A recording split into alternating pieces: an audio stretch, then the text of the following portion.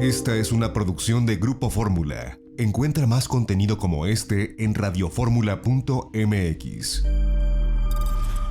Vamos directamente con información. Este gobierno tiene una de las banderas, el gobierno federal tiene ataque a la corrupción o en el confrontarse contra la corrupción o atacar a la corrupción, una de sus principales banderas. ¿Esto cómo se hace? ¿De qué depende? ¿Se origina solamente la corrupción de un lado?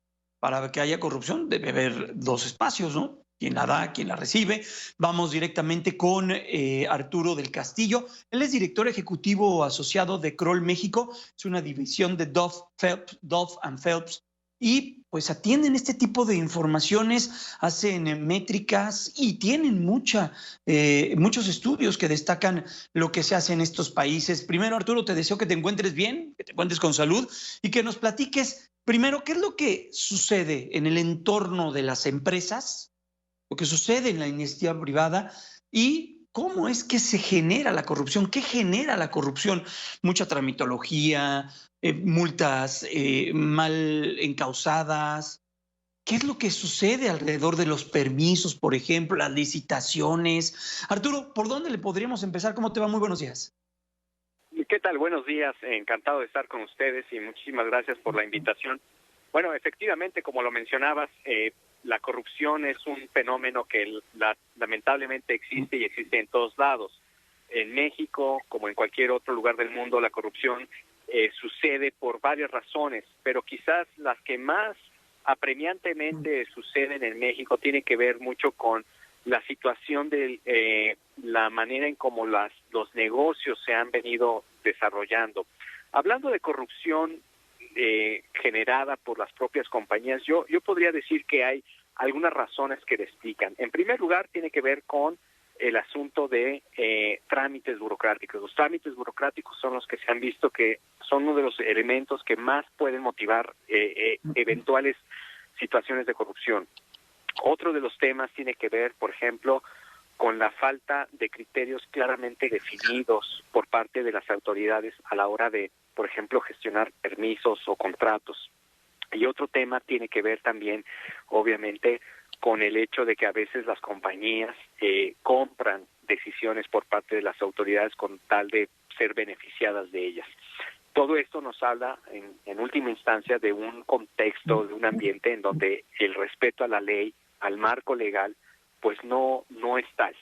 Y en ese sentido, me parece que en el país podríamos estar hablando de que la corrupción sucede en gran medida justamente porque hay este vacío de el respeto a la ley en general.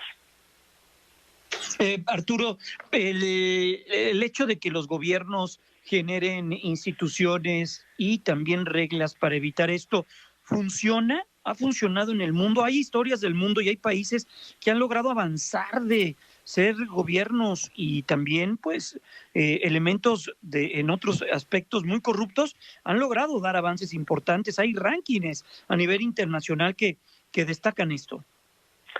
Sí, efectivamente, hay numerosas experiencias internacionales que nos hablan justamente de países y de sociedades en las que han logrado traspasar las fronteras del mundo de la corrupción. Voy a poner un par de ejemplos para ejemplificar.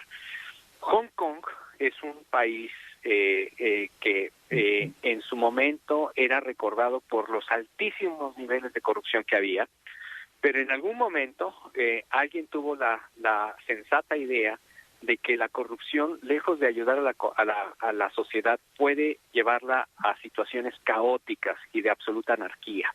Y entonces se creó una agencia, la Agencia de Anticorrupción, que es un órgano independiente que de hecho todavía existe y que hizo posible que Hong Kong transitara de un país altamente corrupto a un país claramente menos corrupto. Esa es una experiencia. Otra experiencia que también nos habla de la importancia y de la posibilidad de revertir los niveles de corrupción tiene que ver, por ejemplo, con países ya no tan lejanos, sino de Chile.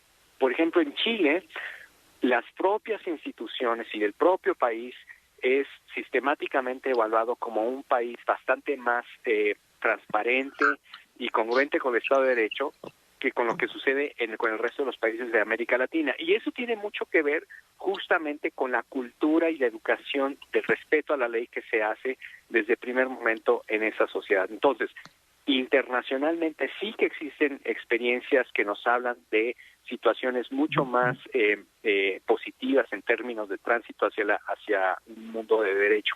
Ahora, en el caso de México, creo que también tendríamos que ser justos y decir que ha habido momentos en los que el país ha sido percibido menos corrupto que en otros momentos. Baste, por ejemplo, revisar las crónicas históricas de, por ejemplo, cómo nos hablaban del México de la época de Ruiz Cortines, ¿no?